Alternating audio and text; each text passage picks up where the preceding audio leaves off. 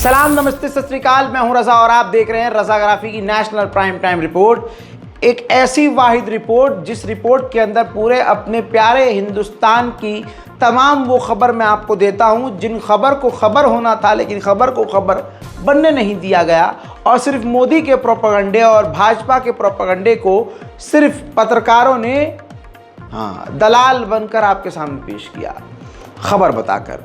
मेरे दोस्तों, बड़े अफसोस की बात है, एक्चुअल में बहुत अफसोस हो रहा है, दुख हो रहा है कि हमारे देश का, सोचिए, कोई भारत छोटा मोटा देश नहीं है भाई, हमारे देश का प्रधानमंत्री, हमारे देश के उच्चतरीण प्रधानमंत्री माननीय नरेंद्र मोदी इस लेवल पर आ गए हैं कि अब वो जिहाद खेल रहे हैं।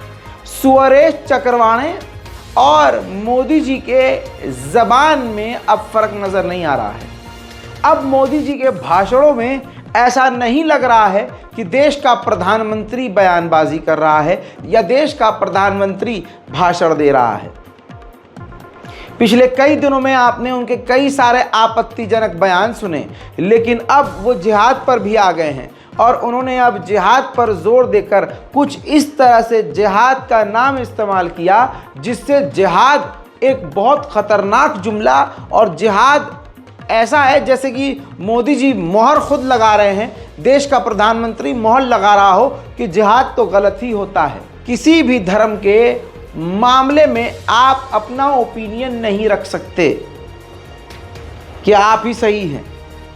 दोस्तों, जिहाद क्या होता है वो तो बात की बात है। यही तो खेल है मोदी जी का। पिछले 2014 से अब तक गोदी मीडिया, बीजेपी आईटी सेल और वो मालपुआ के ज़रिए, फर्जी भीड़ के ज़रिए सिर्फ सही को गलत और गलत को सही दिखाया गया है। आज मोदी जी रैली में कह रहे हैं कि विपक्ष के जो लोग हैं वो कह रहे हैं कि वोट जिहाद करो, वोट जिहाद करो। मोदी जी इतना डर गए इस हल्के फुल्के बयान से ही कि प्रधानमंत्री होते हुए अब खुल्लम खुल्ला धर्म के आधार पर खेल शुरू कर दिए हैं। इनके बीजेपी आईटी सेल वाले और इनके चाहने वाले, इनके फैंस तो कर ही रहे थे, अब मोदी जी भी खुलकर आ गए। जिहाद के जुमले को किस तरह से इस्तेमाल किया है ज़रा ध्यान से देखिए और समझिए। मोदी जी ने ठप्पा लगा दिया है, अब जिहाद को और बुरे तरीके से पेश किया जाएगा, और वो वेरीफाई कर रहे हैं कि मैंने लफ्ज़ जहां सुना था, लैंड जहां सुना था, जबकि ये क्लियर है कि लफ्ज़ जिहाद जैसा कुछ नहीं है, लैंड जिहाद जैसा कुछ नहीं है, लेकिन प्रधानमंत्री मोहर लगा रहा है। क्यों? इंडी गठबंधन की एक और रणनीति की पोल उसके ही नेता ने देश के सामने खोल दी है। अब इंडी गठबंधन ने मुसलमानों से वोट जिहाद करने को कहा है। अब बताइए, हमने लव जिहाद सुना था, लैंड जिहाद सुना था और वोट जिहाद, और वो भी पढ़े लिखे मुसलमान के परिवार से बात आई है। सामान्य मदरसा से निकले हुए किसी बच्चे ने नहीं कहा है। हाईली क्वालिफाइड फैमिली और कांग्रेस के वरिष्ठ पद पर बैठे हुए परिवार, ये मुसलमान परिवार ने कहा है, नारा दिया है, वोट जिहाद करो।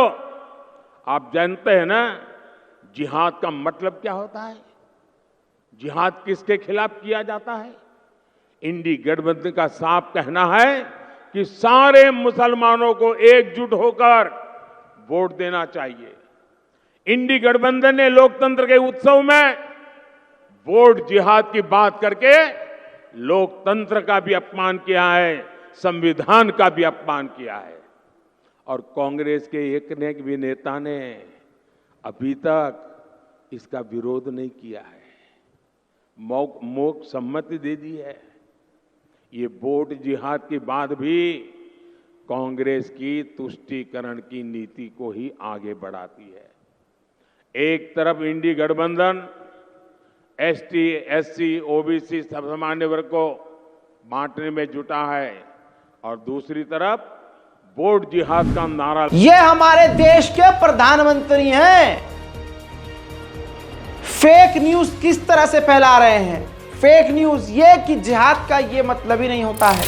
आज तक का एक आर्टिकल जो 2022 को, ज्यादा पुराना नहीं है, आज तक ने पब्लिश किया था और जिहाद का मतलब बताया था। मेरे दोस्तों, पैराग्राफ में आपको दिखा देता हूं, ये देखिए पैराग्राफ हाईलाइट कर रहा हूं। जिहाद अरबी का शब्द है जिसका अर्थ संघर्ष करना।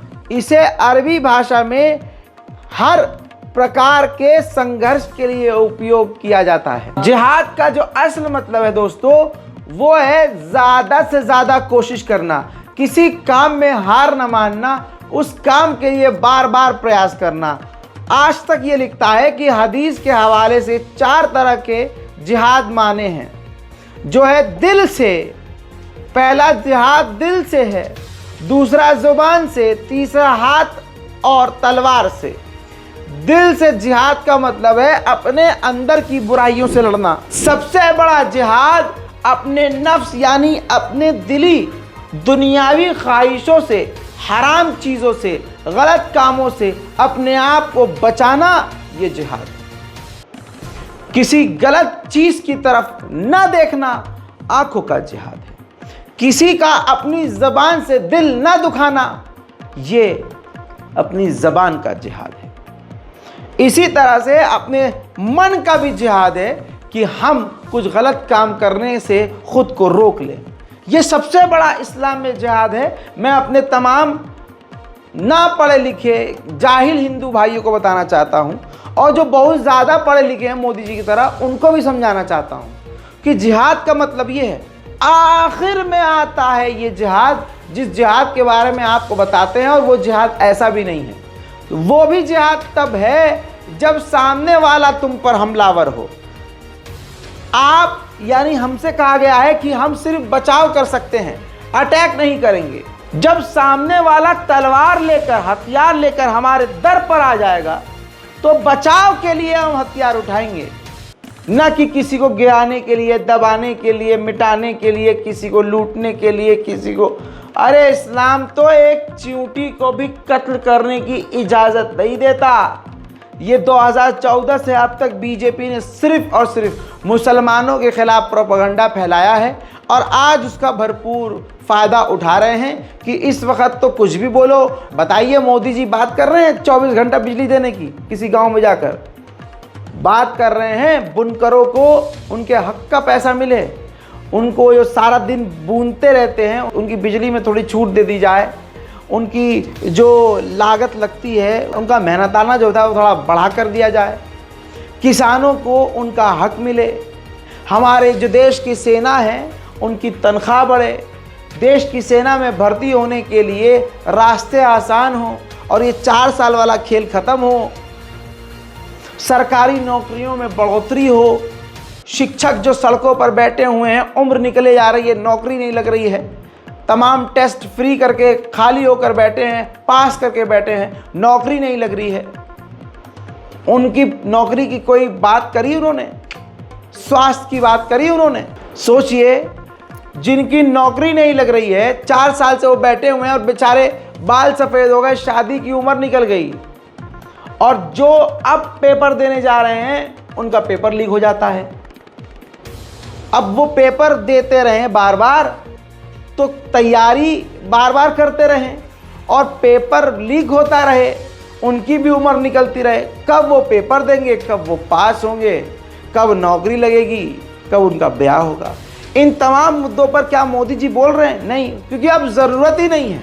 अब मोदी और मोदी जी के जो पार्टी के लोग हैं सिर्फ मुसलमानों के खिलाफ बयानबाजी करेंगे और वोट उन्हीं को मिल जाएगा, क्योंकि सड़ा दिया गया है समाज को। टीवी के ज़रिए दिन रात मुसलमानों को अपराधी, क्रिमिनल, ये तो विदेशी है, ये घुसपैठिए हैं, ये है, ये ऐसे है, ये वैसे, बोल बोल के पढ़ा लिखा हिंदू हो या जाहिल हिंदू हो, सब हमारे हिंदू भाइयों के दिलों में हमारे खिलाफ जहर घोल दिया गया है। तो अब ज़रूरत ही नहीं किसी वादे की, तो बस सुनते रहिए मोदी जी को। इतना डरा रहे हैं मोदी जी, इतना डरा रहे हैं कि क्या बताऊं। अब आप अपनी स्क्रीन पर देखिए कि मोदी जी ने, मतलब ये डर तो खुद मोदी जी के अंदर है, तभी वो डरा रहे हैं दूसरों को कि अगर आपके पास 2 भैंसें हैं तो लोकसभा चुनाव जीतने के बाद कांग्रेस 1 छीन लेगी। अब अपने दिल पर हाथ रख के बताइए सिलेंडर कांग्रेस के टाइम पर कितने का था और आज मोदी के टाइम कितने का है। आण भक्त नंगे होकर सड़क पर कह रहे हैं चाहे हम 5,000 रुपये का सिलेंडर ले आएगा तो मोदी ही। अब ऐसे दिमाग वालों से आप क्या उम्मीद करेंगे। और फिर राजा उनका कह रहा है कि 2 भैंस हुई तो कांग्रेस एक। अरे भाई पूरा देश बेच दिया, प्राइवेटाइजेशन के नाम पर हर चीज़ बेच डाली तुमने, और तुम कह रहे हो कि कांग्रेस आएगी तो एक भैंस ले लेगी। वाह, बहुत बढ़िया। अब कांग्रेस बेचारी करे तो क्या करे, वो इतनी मजबूत है ही नहीं, वो जहर उगल रहे हैं सामने से, और कांग्रेस सिर्फ लीपापोती करने में लगी पड़ी है। इनके पास कोई बंदा ही नहीं है कि कोई सटीक जवाब दे और सामने वाले को हिला कर रख दे। मेरे दोस्तों, प्रियंका गांधी ने मीठी जबान से कहा है कि वे हमें देशद्रोही कहेंगे, घर से निकाल दें, संसद से निकाल दें, कुछ भी कर लें, लेकिन देशभक्ति की ये भावना हमारे दिल से कोई नहीं निकाल सकता। मेरे दोस्तों, इस बात का लॉजिक क्या है, यहाँ पर देशभक्ति की बात कर ही क्यों रही है, ये समझ से परे है। अरे भाई, मानते हैं कि आप देशभक्त हैं, लेकिन सामने से जिस लेवल पर आप पर हमला हो रहा है उसी जबान में, उसी लेवल पर आपको जवाब भी देना चाहिए। हालांकि राहुल गांधी का ये बयान समझ में आने वाला है। राहुल गांधी कहते हैं कि ये पहला चुनाव है जहां बीजेपी के नेताओं ने साफ तौर से कहा है कि वो भारत के संविधान को खत्म करना चाहते हैं। ये बात बिल्कुल हकीकत है दोस्तों। कई ऐसे वीडियो सामने आए हैं। अगर इस बार बीजेपी जीतती है तो अनुमान लगाया जा रहा है कि देश का आखिरी चुनाव होगा और इसके बाद देश में कानून नाम की कोई चीज़ नहीं होगी। अब आप देखिए देश में माहौल कितना ख़राब होने वाला है तो और ख़राब होने वाला है। वो आपको औरत याद होगी जो असदुद्दीन ओवैसी के शहर में हैदराबाद में रैली के दौरान मस्जिद की तरफ तीर फेंकने का इशारा करती है। एंटी मुस्लिम चेहरा उसका दुनिया के सामने आ गया, पूरी दुनिया से आलोचना हुई, लेकिन ज़रा भी शर्म बीजेपी को नहीं आई। उसी औरत माधवी लता के समर्थन में पता है कौन कर रहा है उनका प्रमोशन हैदराबाद में? हमारे माननीय अमित शाह जी। अमित शाह जी उनको सपोर्ट कर रहे हैं कि दीदी को वोट कीजिए, और दीदी भी इशारे ऐसे कर रही है, इस इशारे पर ध्यान दीजिएगा, खत्म। हाँ भाई, जब देश का गृह मंत्री उस महिला के साथ है जिसने मस्जिद की तरफ तीर मारने का इशारा किया था, तो वो तो और चौड़ी हो जाएगी। अगली बार वो तोप ले आके सच में दाग भी देगी। अमित शाह जी को सुनिए। भाइयों और बहनों, 40 साल से हैदराबाद को प्रतिनिधित्व नहीं मिला है। 40 साल से रजाकार के प्रतिनिधि वहां जाकर बैठे हैं। इस बार मौका है बहन माधवी लता को प्रचंड बहुमत से चुनकर भेजे और हैदराबाद को सात अर्थ में रजाकारों से मुक्ति दिलाने का काम करें। सच सबके सामने है, कौन कैसा है। कांग्रेस की नेता अलका लांबा ने साफ तौर से कहा कि अगर प्रधानमंत्री मोदी में दम है तो भगौड़े बलात्कारी प्रज्वल रविन्ना को वापस ला के दिखाएं। अच्छा, कांग्रेस की नेता ने सही कहा, क्योंकि बंदे के बारे में ये कहा जाता है कि एक फ़ोन कॉल से उसने रूस और यूक्रेन की जंग रुकवा दी थी।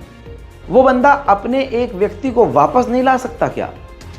तो दोस्तों, ये सब चीज़ें क्लियर हैं कि ये जो भौकाल बताया जा रहा है कि देश का डंका, मोदी का डंका पूरी दुनिया में बजा, ऐसा है कुछ नहीं। अब सोच के देखिए, अगला बंदा जिसने 2-3 हज़ार लड़कियों के साथ गलत काम किया और सबूत उसके दुनिया के सामने आ गए, वो जर्मनी और यूरोप के दूसरे शहरों में फरार हो गया और बाहर से बाहर सारा काम हो रहा है। यानी अग्रिम जमानत के लिए उसने याचिका डाल दी है, यानी बाहर के बाहर वो बेल ले लेगा।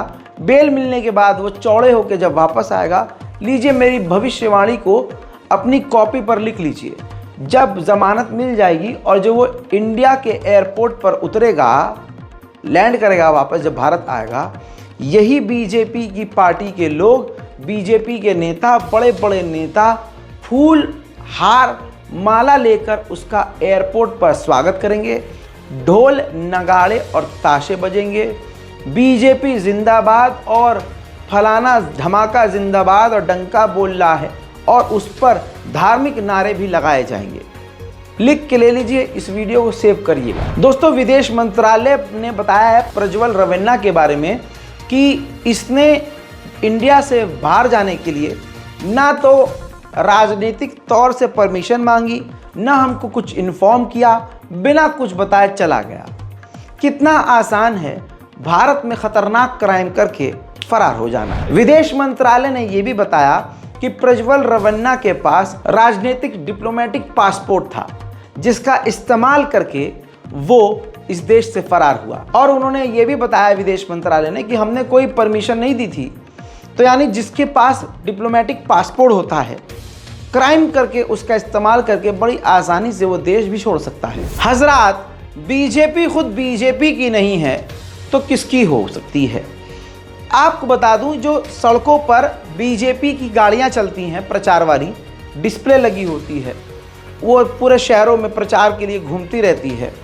ऐसी ही गाड़ी का चालक जो हिंदू है, बीजेपी का सपोर्टर है, बीजेपी के लिए कैंपेन कर रहा था, गाड़ियां लेके घूम रहा था, उसको लखनऊ के बीजेपी के कार्यालय ने हायर किया हुआ था और उसको एक जगह भी दी हुई थी कि आप यहाँ पर सुकून से रहो, अपने बच्चों और बीवी के साथ रहो और प्रचार करते रहो।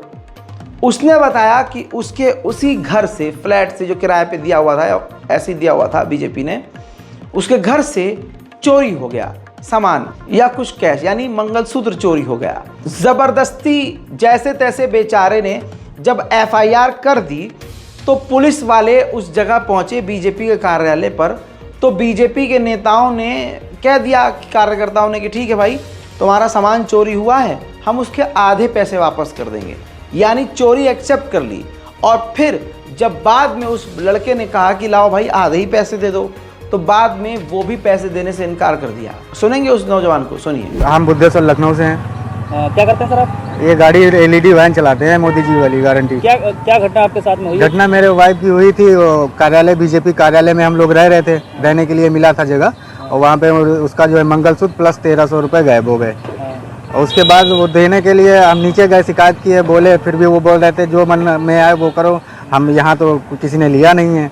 तो फिर हम थाने गए, वहाँ पे हमने एक वो एप्लीकेशन दी है।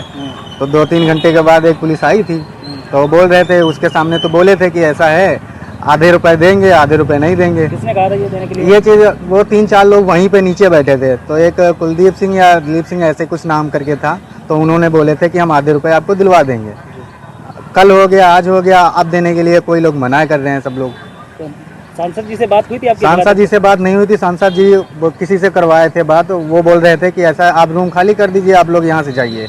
मतलब आपको, आपका चीज़ तो नहीं मिली, लेकिन आपको जाने के लिए बोल जाने के लिए बोले हैं। और उन्होंने ऐसी कोई बात नहीं की, यानी ना पैसे की बात की, ना उन्होंने चीज दिलवाने की बात की। तो आपका भाजपा कार्यालय से ही सामान चोरी? चुनाव आयोग हो, खाकी वर्दी हो, प्रशासन हो, हर तरह से बीजेपी को सपोर्ट कर रही है, अपनी पूरी ताकत डाल रही है कि जीत जाए बस मोदी, बीजेपी जीत जाए बस, और कोई न जीते। विपक्ष खत्म हो चुका है। अब आप एक कौशाम्बी का मामला समझ लीजिए। उत्तर प्रदेश कौशाम्बी का ये वीडियो अगर आपकी नज़र में नहीं आया है तो मैं आपको बता देता हूँ। सीओ मंझन पुंज सत्येंद्र तिवारी की दबंगई देख लीजिए। नामांकन करने गए प्रत्याशी से सीओ ने बदतमीजी की, धक्का देकर बाहर निकालने का आरोप है। निर्दलीय प्रत्याशी छेदू को धमकी देकर भगाया। नामांकन करके वो वापस आ रहे थे छेदू। 11 बार से लगातार चुनाव लड़ रहे हैं छेदू और अनोखे अंदाज में अपना प्रचार करते हैं। दोस्तों, पुलिस को ये पता नहीं खाकी वर्दी को समझ क्यों नहीं आया, ये इंसान पसंद क्यों नहीं आया, और इतनी नफरत सीओ साहब को क्यों थी कि बदतमीजी करके उनको वहां से निकाला। अब देखिए।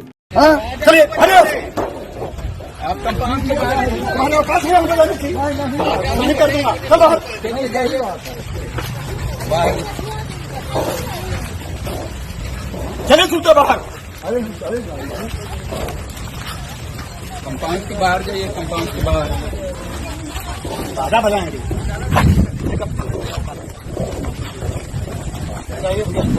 अब जब ये वीडियो वायरल हो गया और खाकी वर्दी पर सवाल उठने लगे कि ये कौन सा खेल खेल रही है खाकी वर्दी। और जब कई तरह के सवाल हुए, प्रेशर बने, तो कौशाम्बी पुलिस ने ये लिखित में बयान जारी किया है, सफाई दी है। कहा कि लोकसभा सामान्य निर्वाचन 2024 का नामांकन करने के पश्चात निर्दलीय प्रत्याशी द्वारा नामांकन परिसर के 100 मीटर के भीतर डुगडुगी बजाकर नारेबाजी की जा रही थी, जिससे असहज स्थिति उत्पन्न हो रही थी। आदर्श आचार संहिता के दृष्टिगत उन्हें कई बार मना किया गया, उसके बावजूद भी वो नहीं माने, जिस पर क्षेत्र अधिकारी मंझनपुर द्वारा उन्हें परिसर से बाहर निकाल दिया गया। दोस्तों, आप समझदार हैं, आपको पता है कि क्या सही है क्या गलत है, और ये कोई नया खेल नहीं है। मेरे दोस्तों, बेगैरती की इंतहा होती है, लेकिन देश की जनता ही नासमझ है और बेवकूफ़ बनने को तैयार है, तो क्या कहें। दोस्तों, जब ज़बरदस्ती पकड़ पकड़ कर हमको वैक्सीन लगाई जा रही थी और हमारे हाथ में जब वैक्सीन का सर्टिफिकेट दिया जा रहा था, तो 75% एरिया पर सर्टिफिकेट था, बाकी निचले हिस्से पर मोदी जी की लंबी सी मुस्कान के साथ एक पोज वाली फ़ोटो थी। बेहतरीन, किसी की नज़र सर्टिफिकेट के डिटेल पर जाए ना जाए, मोदी जी का प्रचार बहुत बेहतरीन तरीके से हो रहा था। लेकिन परमात्मा ने, भगवान श्री राम ने अपने आशीर्वाद से दुनिया की और भारतवासियों की आंखें खोली, और आज पता चला कि उस वैक्सीन के लगने की वजह से ही साइड इफ़ेक्ट कुछ इस तरह के हो रहे हैं कि लोग हार्ट अटैक से मर रहे हैं। ऐसा लग रहा है कि ये कोई अंतर्राष्ट्रीय खेल था कि देश से नहीं पूरी दुनिया से संख्या आबादी कम हो जाए। ये एक बड़ी गहरी बात कह रहा हूँ मैं, सोचने वाली बात होगी, इस पर बाद में बात करेंगे। लेकिन जब सर्टिफिकेट पर मोदी जी का फ़ोटो लगा तो मोदी जी को बहुत मज़ा आया। लेकिन आज जब ये क्लियर हो गया कि उस वैक्सीन के साइड इफ़ेक्ट बड़े ख़तरनाक हैं, जानलेवा वो वैक्सीन साबित हो रही है, तो सर्टिफिकेट से अचानक से, आज उन्हीं सर्टिफिकेट से अचानक से मोदी जी की फ़ोटो हटा दी गई है। अरे हाय, कितने पागल है हम देशवासी, हमें कुछ समझ में नहीं आ रहा है। अजी, जब तक नाम था तब तक फ़ोटो था, अब जब सच्चाई सामने आ गई, मोदी जी की फ़ोटो फरार। ऐसे ही देखिएगा, देश लूट कर इंसान फरार हो जाएगा। आप डंका और हमने शेर पाला है, मोदी है तो मुमकिन है, ये बोलते ही रह जाएंगे। सीरम इंस्टीट्यूट ऑफ इंडिया, ये वो कंपनी है जिसके अंतर्गत वो वैक्सीन बनाई गई है, जो आज देशवासियों को मौत के मुंह पर ले जाकर खड़ा कर चुकी है।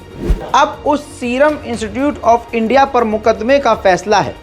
परिवार ने कहा कि उनकी बेटी की 2021 में कोविशील्ड वैक्सीन लेने के 1 महीने के बाद मौत हो गई थी। 1 ही महीने के बाद मौत हो गई। हज़रात मोहतरम, जिन जिन लोगों ने वैक्सीन लगवाई है, उन लोगों को देखा गया है हार्ट अटैक से मरते हुए ज़्यादातर, और आज भी बहुत सारी तस्वीरें सामने आ रही हैं।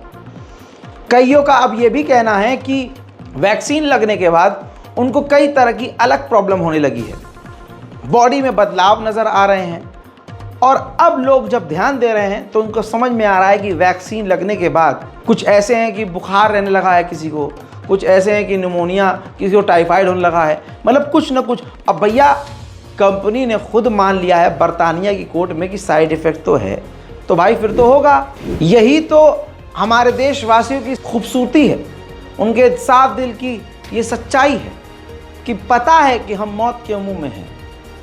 जो दिखाया गया वो छलावा है, जो भी अच्छा बताया गया वो सिर्फ छलावा है, लेकिन हम भूल जाते हैं। आज बीजेपी सिर्फ नफरत पर खेल रही है। रैली देखिए, मैनपुरी उत्तर प्रदेश में, आप ध्यान से देखिए, बीजेपी ने रैली में सैकड़ों बुलडोजर उतारे हैं, बुलडोजर चल रहे हैं, बुलडोजर की रैली निकल रही है। कोई भी देश का पढ़ा लिखा इंसान बड़े आराम से बता सकता है कि ये अल्पसंख्यकों को धमकाने डराने का काम है, ये मुसलमानों के खिलाफ है, और अल्पसंख्यकों को धमकी देने का और बहुसंख्यकों को तसल्ली देकर उनके अंदर मुसलमानों के खिलाफ नफरत भरने का एक साइन है कि हम तुम्हारे साथ हैं, हम मुल्लों का मकान तोड़ देंगे, बिल्डोजर बाबा हैं, अरे बिल्डोजर वाली पार्टी है, सबको पता है। तो ये बीजेपी का स्तर हो चुका है, सबसे खराब स्तर। देश के तमाम अहम मुद्दों पर गोदी मीडिया के एंकर्स, जो असल में बीजेपी के प्रवक्ता और प्रशंसक और सिर्फ एडवर्टाइजर्स हैं, इसके अलावा वो कुछ नहीं, वो अब बीजेपी के प्रचार को दिखाने के लिए और मोदी मोदी मोदी मोदी मोदी मोदी मोदी मोदी, हर जगह मोदी मोदी है, ऐसा दिखाने के लिए अलग अलग जगहों पर नज़र आ रहे हैं। अंजना ओम मोदी, मतलब अंजना ओम कश्यप, ऐसे ही चुनाव को कवर करने के लिए गई थी, रैली को भाजपा भाजपा भाजपा करने गई थी। लेकिन जनता अब जाग रही है, लोग ऊब चुके हैं, लोगों के अंदर गुस्सा है। गोदी मीडिया ने अपना ज़मीर तो बेच दिया, लेकिन अब उनके पास कुछ नहीं बचा। स्टूडियो में बैठकर भले ही पूरी ताकत से हीरो बन जाती हैं ये महिलाएं एंकर्स, ये पुरुष एंकर्स, लेकिन जब जनता के बीच जा रहे हैं तो जलील हो रहे हैं।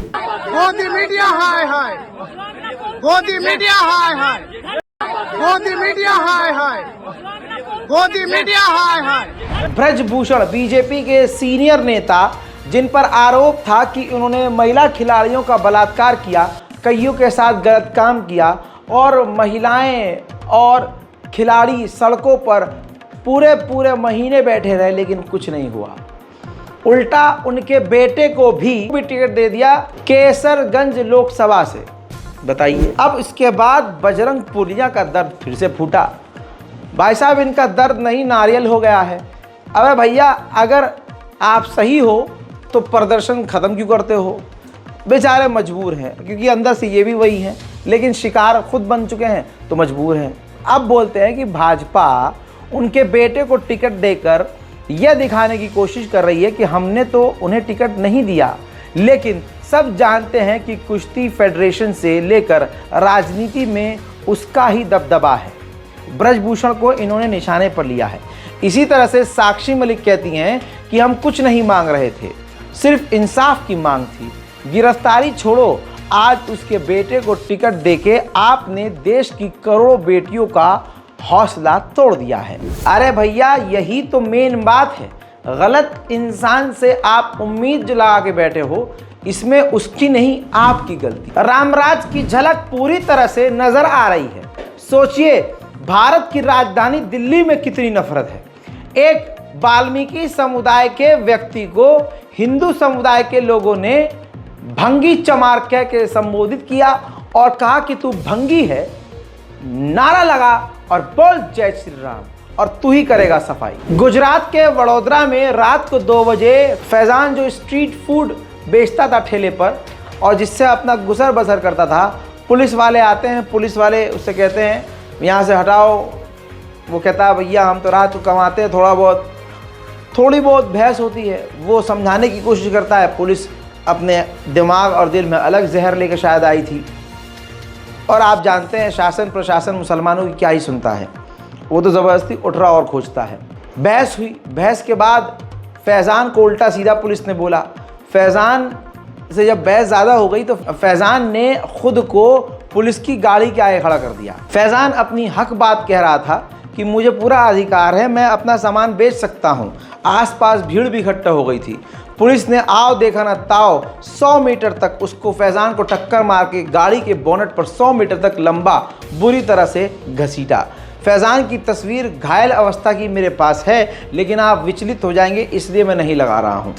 बता दूँ, फैज़ान बुरी तरह से घायल है, अस्पताल में भर्ती है। अब पुलिस ऐसा काम करेगी, इसमें नई बात नहीं है, क्योंकि अब भारत के हमारे खुद के प्रधानमंत्री, चुने हुए प्रधानमंत्री ऑन स्टेज पूरी दुनिया के सामने मुस्लिम विरोधी बातें कर रहे हैं, तो अप्रूवल तो इनको मिल ही जाएगा मुसलमानों को मारने का। अब फिर से अपने घर का मामला, अपनी कौम का मामला।